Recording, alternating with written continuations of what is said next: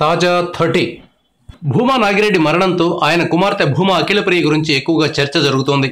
ఇంతకాలం తండ్రి చాటు బిడ్డగా ఉన్న అఖిలప్రియ ఇప్పుడు ఒంటరిగా రాజకీయాల్లో ఎలా నెట్టుకొస్తుందా అనే ప్రశ్న పరిశీలకుల్లో వస్తోంది. అప్పుడే ఆమెపై వైసీపీ నుంచి తీవ్ర స్థాయిలో విమర్శలు వస్తున్నాయి. తండ్రి చనిపోయిన 2 రోజులకే అసెంబ్లీకి వస్తావా అని వారు ప్రశ్నిస్తున్నారు. తండ్రి పోయిన బాధ లేదా రాజకీయ ముఖ్యమా అని నిలదీస్తున్నారు. దీనికి అఖిలప్రియ తన తండ్రి మృతిపై అసెంబ్లీలో సంతాప తీర్మానం పెట్టారు కాబట్టి అసెంబ్లీకి వెళ్లానని చెప్పారు. తన తండ్రి గురించి 4 మాటలు అసెంబ్లీ వేదికగా చెప్పుకునే అవకాశం వస్తే దానిని వైసీపీ రాజకీయం చేయడం దుర్మార్గమని అఖిలప్రియ అంటున్నారు.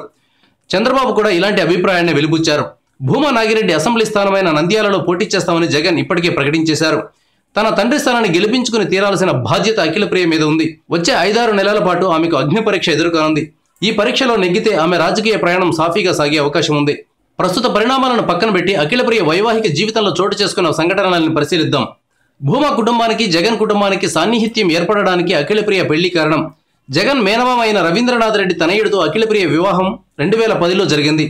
పెళ్లైన ఏడాది నుంచి వీరి మధ్య విభేదాలు వచ్చాయి. భర్త తనను వేధింపులకు గురిచేస్తున్నారని అఖిలప్రియ తన తండ్రి దగ్గర చెప్పుకుంది. భూమా నాగిరెడ్డి జగన్ దగ్గర, ఆయన తల్లి విజయలక్ష్మి దగ్గర కూతురి బాధను ప్రస్తావిస్తూ వచ్చారు. కానీ వారి ఈ అంశాన్ని సీరియస్గా తీసుకోలేదని భూమా అనుచరులు చెప్తారు. ఈలోపే ఎన్నికలు రావడం, శోభా నాగిరెడ్డి చనిపోవడం, అఖిలప్రియ ఎమ్మెల్యే కావడం జరిగాయి. భర్తతో విభేదాలు తారాస్థాయికి చేరడంతో అఖిలప్రియ విడాకులు తీసుకుంది. దీంతో భూమా కుటుంబానికి జగన్ కుటుంబానికి దూరం బాగా పెరిగిపోయింది. అసెంబ్లీలో పబ్లిక్ అకౌంట్స్ కమిటీ చైర్మన్గా భూమా నాగిరెడ్డిని నియమించినప్పటికీ లాభం లేకుండా పోయింది. భూమా జగన్ మీద ఆగ్రహంతో ఉన్నారు.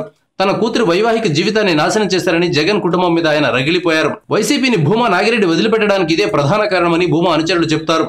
అమితంగా ప్రేమించే భార్య చనిపోవడం, కూతురి వైవాహిక జీవితం దెబ్బతినడం భూమా నాగిరెడ్డిని బాగా కుంగదీశాయి. ఆ క్రమంలోనే ఆయనకు గుండెపోటు వచ్చింది. మంత్రి పదవి వచ్చింటే గుండెపోటు రాకుండా ఉండేదని వైసీపీ వారు చెప్తున్నారు. అది కొంతవరకు నిజం కూడా కావచ్చేమో, కానీ ఖచ్చితంగా అలా జరుగుతుందని చెప్పలేం. ఒక పదవి రానంత మాత్రాన కుంగిపోయే మనస్తత్వం భూమాకు ఉందని అనుకోలేం. సుదీర్ఘకాలం పాటు రాజకీయాల్లో ఉన్న వ్యక్తికి చిన్న చిన్న ఆటుపోట్లను తట్టుకునే శక్తి ఖచ్చితంగా ఉంటుంది. భార్య మరణం, కూతురి మ్యారీడ్ లైఫ్ దెబ్బతినడం భూమాను ప్రధానంగా కుంగదీశాయని చెప్పొచ్చు. రేపు పొద్దున నంద్యాల ఎన్నికల్లో అఖిలప్రియ ఈ విషయాలను ప్రస్తావించే అవకాశం లేకపోలేదు. అప్పుడు జగన్ భూమా కుటుంబాల మధ్య గడిచిన 7 ఏళ్లుగా జరిగిన పరిణామాలపై మరింత లోతైన సమాచారం వెల్లడి కావచ్చు.